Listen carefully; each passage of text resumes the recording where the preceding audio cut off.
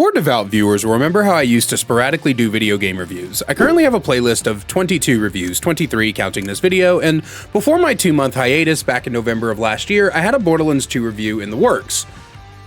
I say in the works, the damn thing was basically done, only needing about 1 to 2 hours more editing, but I was in such an emotionally volatile state at the time that I threw it out and deleted everything.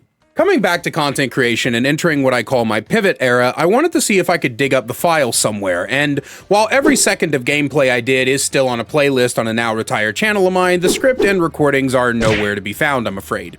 So I figured, why not make my first return to game reviews be the one that I never finished? I still remember most of my criticisms, and I could honestly rewrite the script mostly from memory.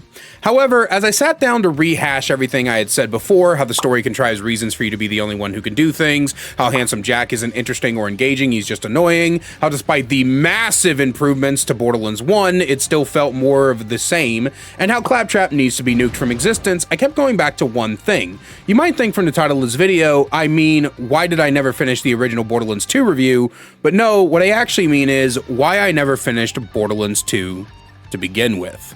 You see, I didn't actually finish the entire game. If you go look at the playlist that I mentioned, which will be linked down below if you have any interest in it at all, I stopped probably about 2/3 from the game, and there's a reason for that.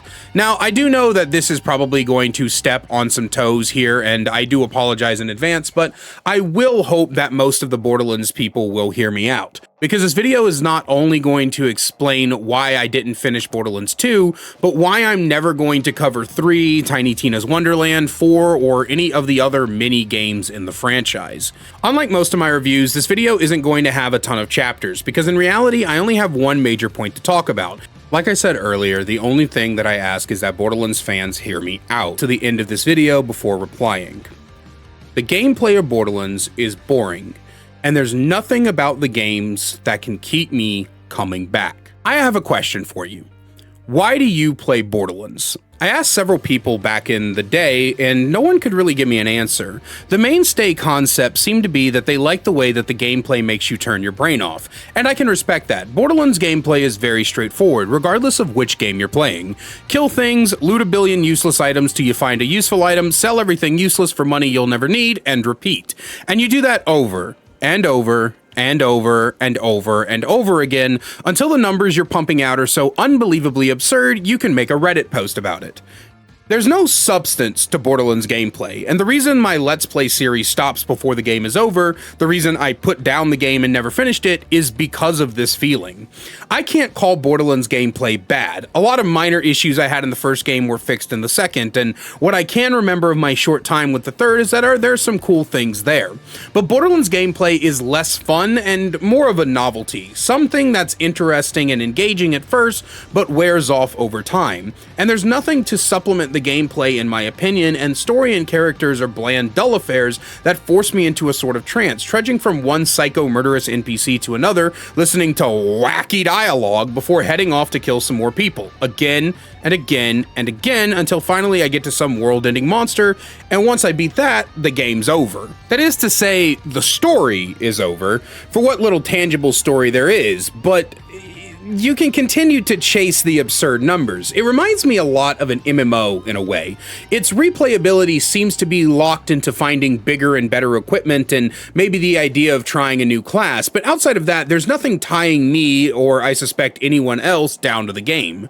And I don't think that there's anything inherently wrong with that per se. MMOs have survived for years based off this same logic, but that's just it. I'm not that big of a fan of MMOs either. I mean, I've enjoyed a few in my day. Both World of Warcraft and Elsword are games I've sunk a couple of 100 hours into. The latter I've honestly probably sunk close to 1,000, but I always seem to leave them behind because I get tired of the repetitiveness. And the more I think about it, the more I realize that's what all live service games are, and that's why I find myself constantly looking for new stimulation from them every few months. Borderlands is a repetitive, bland, but effective game series. It's the same things over and over and over and over and over again, and if you like what it's offering, then there's nothing wrong with that, but I simply don't. I couldn't finish Borderlands 2 and subsequently won't be playing the others because I find the concept of Borderlands to be frankly boring and unengaging.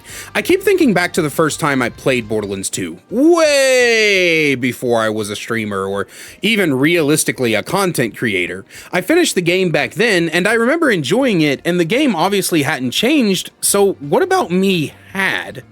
Well, for starters, I had little else to do outside of work. I used gaming to kill an hour or two before I'd watch an anime or listen to a new album or go out with friends, and when I played Borderlands 2 the first time around, it wasn't the kind of game that kept me locked in for hours at a time. It was the kind of thing I turned on to kill an hour. If you watched my Borderlands 1 review, you'll remember I used the phrase nothing more, nothing less a lot. And I also talked about that game being a time waster, and that's what Borderlands as a series is, a waste of time, which isn't a negative trait, but it does impact my ability to recommend the game and makes me never want to pick up another Borderlands game again. If all I'm going to get is more of the same and I don't like what I currently have, then why bother? All things must come to an end. Look at shows like The Simpsons, South Park. Hell, one of my favorite franchises of all time is the Shadowhunter novel series, and Cassandra Clare won't stop writing books that take place in the universe, and I'm burnt out on them even as someone who adores the franchise. I think Borderlands should have ended with 2, maybe 3, because at this point, it's obvious this franchise would be better as a live service MMO style game, and one that can continuously be updated with new planets, new weapons, new classes, and more. Releasing a $60 to $90 game every few years with a billion DLCs, and it's just the same game with prettier graphics and a new annoying antagonist isn't going to cut it. Or maybe I'm wrong, maybe there's something I'm missing, but the one thing I know is I'll never cover another Borderlands game again. They just aren't for me. And that's all I have for you guys today. If you're part of my regular crowd and you're wondering where the DVD content is and what the fuck is going on, then I made a video that'll be linked in the description down below that explains it. But as always, a great big special thank you to my channel members listed on screen now. If you want to find out how to become a channel member today, get awesome perks like seeing videos early, merch discount codes, and more, then please click that join button down below. I love you guys so much, and I will see you in the next one.